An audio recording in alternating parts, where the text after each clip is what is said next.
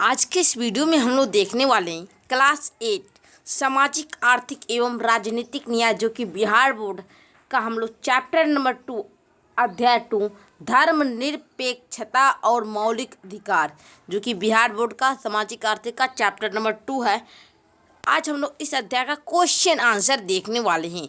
तो चैनल पर नया है तो चैनल को सब्सक्राइब और इस वीडियो को लाइक कर लीजिएगा। चलिए हम लोग क्वेश्चन आंसर देखते हैं और आप लोग इस चैनल को सब्सक्राइब जरूर कीजिएगा क्योंकि आप लोग को इस चैनल पर क्लास 8 की सभी विषयों की तैयारी करवाई जा रही है।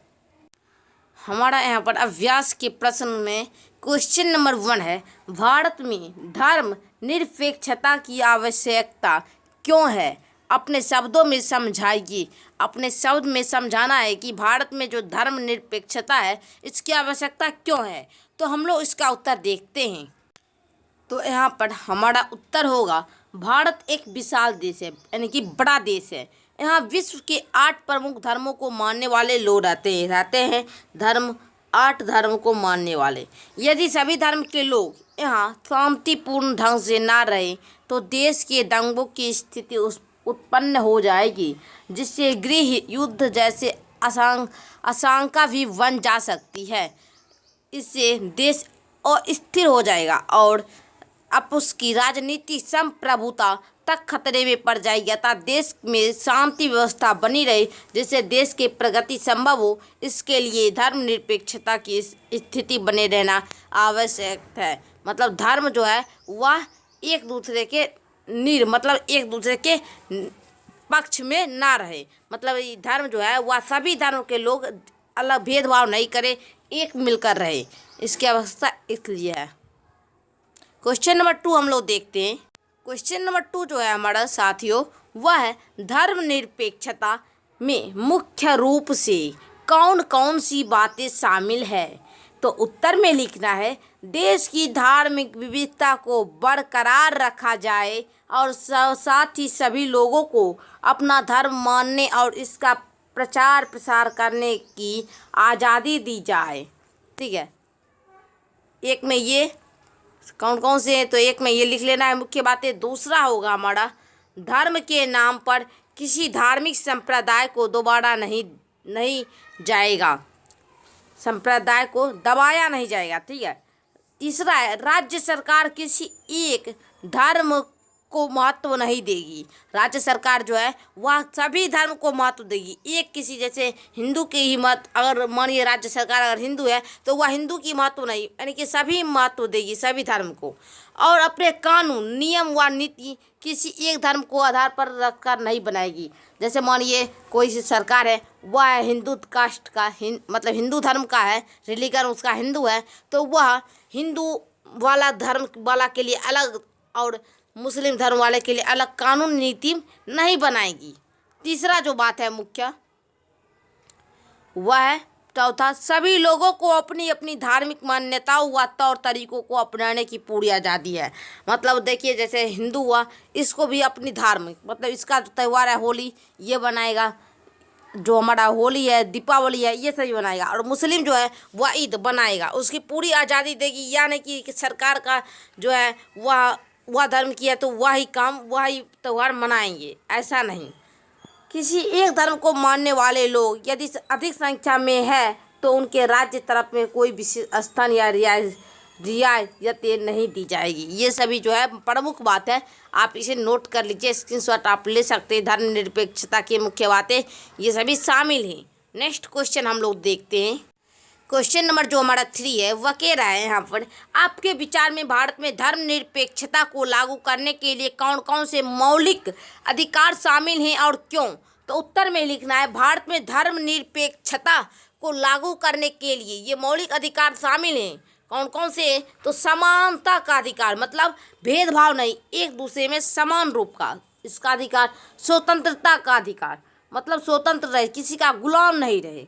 जैसे पहले हमारा देश जो था भारत वह गुलाम था, उस तरह अभी गुलाम नहीं है, स्वतंत्र का अधिकार। नेक्स्ट है हमारा धार्मिक स्वतंत्र का अधिकार मतलब धर्म जिसका होली पर्व है वह होली ही बनाएगा, इसका भी स्वतंत्र अधिकार। नेक्स्ट है सांस्कृतिक और शैक्षणिक अधिकार मतलब जिसका मन चाहे वह भी पढ़ सकता है। कोई भी व्यक्ति, कोई इसमें धर्म ना रहे, कोई व्यक्ति पढ़ सकता है। इन अधिकारों के द्वारा देश में धर्मनिरपेक्षता को पुष्टि किया गया है। समानता के अधिकार के तहत कानून की नज़र में प्रत्येक नागरिक को समान माना गया है। यानी देश का कानून सभी नागरिकों एक समान सुरक्षा करेगा। सार्वजनिक स्थानों पर आधार पर किसी के साथ छुआछूत नहीं करेगा। स्वतंत्रता के आधार के तहत देश के प्रति नागरिकों को, चाहे वह किसी भी धर्म का हो, अभिव्यक्ति की स्वतंत्रता होगी और भाषण की आज़ादी होगी, संगठन बनाने की स्वतंत्रता होगी। मतलब अगर कोई भी धर्म का लोग चाहे वह संगठन बना सकता है, उसको स्वतंत्र होगा। ठीक है, आगे है देश के, आगे जो है हमारा वह है देश के किसी भी भाग में जाकर बसने, रोजगार व व्यापार करने की स्वतंत्रता होगी। मतलब कोई भी धर्म का लोग को किसी भी देश में कहीं भी जाकर अपना जहां उसका रोजगार अच्छा चले वह करने की स्वतंत्रता होगी। इस प्रकार सभी को समानता दी गई है। धार्मिक स्वतंत्रता के अधिकार के तहत सभी नागरिकों को पूरी धार्मिक स्वतंत्रता दी गई है। प्रत्येक व्यक्ति को अपनी इच्छा का अब धर्म अपनाने, उसे प्रचार प्रसार करने का अधिकार दिया गया है। सांस्कृतिक और अधिकार के तहत धार्मिक या भाषाई सभी अल्पसंख्यक समुदाय अपनी संस्कृति की रक्षा और विकास के लिए अपने शैक्षणिक संस्थान खोल सकते हैं। कोई भी धर्म के लोग खोल सकते हैं। आगे हम लोग क्वेश्चन नंबर 4 देखते हैं।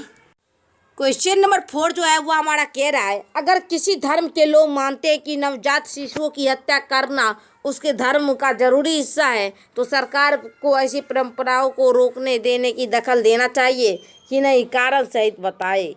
माने अगर कोई धर्म के लोग मानते कि नवजात मतलब छोटे बच्चों जो होते हैं, ठीक है, नया जन्म के बच्चे शिशु जो होते हैं उसकी हत्या करना धर्म है, तो सरकार को ऐसी परंपराओं को रोकने में दखल देना चाहिए कि नहीं देना चाहिए।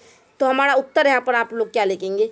हमारा संविधान प्रत्येक व्यक्ति को अपने पसंद या धर्म मानने का इजाज़त देता है। संविधान जो बना गया है इसमें अपने व्यक्ति, कोई व्यक्ति अपना धर्म अपनी पसंद मान सकता है, जो उसका मन चाहे वह कर सकता है, पर धर्म के नाम पर किसी प्रकार के अमानवीय काम का अंजाम देने की इजाज़त नहीं देता है। ऐसे कृत्यों कानून की दृष्टि से अपराध माना जाता है। अतः अगर किसी धर्म के लोग मानते हैं कि नवजात शिशुओं की हत्या उनके धर्म का जरूरी हिस्सा है, तो सरकार को ऐसी परंपराओं को रोकने के लिए अवश्य दखल देना चाहिए। क्योंकि कोई भी धर्म जो है ऐसा मानेगा ही नहीं कि हमारे मतलब नए बच्चे को मृत्यु दी जाए, ऐसा कोई भी धर्म नहीं मानेगा। नेक्स्ट क्वेश्चन हम लोग देखते हैं बच्चों। नेक्स्ट जो क्वेश्चन है वह है हमारा गद्यांश। गद्यांश का जो है, गद्यांश आप लोग पढ़ लीजिएगा, जिसे इंग्लिश में हम लोग पैसेज कहते हैं। पैसेज आप लोग पढ़ लीजिएगा, तब आप लोग को उत्तर देना है। हम लोग उत्तर ऐसे देख लेते हैं, थानेदार ने धर्मनिरपेक्षता के मूल्यों का पालन किया है या नहीं, अपने शब्दों में लिखना है। तो नहीं, थानेदार इस संबंध में धर्मनिरपेक्षता के मूल्य का पालन नहीं किया है। कानून की दृष्टि से वैसे तो सब वर्ग समान है, पर साथ ही अल्पसंख्यकों की सुरक्षा करना ही धर्मनिरपेक्षता की सुरक्षा होती है। अतः अल्पसंख्यकों की सुरक्षा न थानेदार ने धर्मनिरपेक्षता के मूल्य का पालन नहीं किया है। क्वेश्चन नंबर 2 हम लोग देखते हैं। दूसरा क्वेश्चन क्या है हमारा, देखिए यहाँ पर, गद्यांश में दी गई परिस्थिति में एक धर्मनिरपेक्ष राज्य को क्या करना चाहिए? तो उत्तर में क्या लिखेंगे? गद्यांश में दी गई परिस्थिति में एक धर्मनिरपेक्ष राज्य को अपने यहाँ रह रहे अल्पसंख्यक समुदाय के जान व माल की पूर्ण हिफाजत करना चाहिए। मतलब उनकी रक्षा करना चाहिए, चाहे जो भी धर्म के लोग रहे उन्हें करना चाहिए। जैसे मानिए अगर यहाँ पर हिंदू धर्म के लोग रह रहे, तो अगर हिंदू धर्म के लोग पुलिस है तो वह मुस्लिम धर्म के लोगों को भी सहायता करेंगे। नेक्स्ट क्वेश्चन जो है हमारा 3 में वह कह रहा है, दंगों में महिलाओं को असुरक्षित महसूस करना किस बात की ओर इशारा करता है?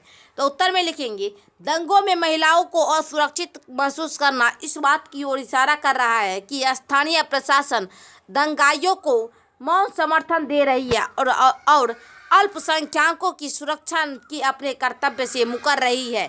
तो इसी प्रकार हमारा इस चैप्टर का क्वेश्चन आंसर पूर्ण होता है। फिर मिलते हैं अगले वीडियो के साथ, तब तक के लिए धन्यवाद। चैनल अपना है तो चैनल को सब्सक्राइब और इस वीडियो को लाइक कर लीजिएगा।